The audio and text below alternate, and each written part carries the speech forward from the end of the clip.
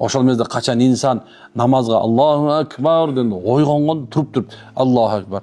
Караса Алхамдулиллахиллади ахяна ба'да ма аматана ва илейхи нушур деп я Аллах, сен мени өзүң эң нени өлүмдүн сиңдиси болгон уйкудан ойготтуң деп Алладан сурап, Аллахтан субхана таянып туруп барып туруп Аллаху акбар деп бир жолу айта турган болсо мисалы.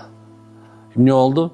Инсандын баягы чырмап турган шайтандар койуп кеткен.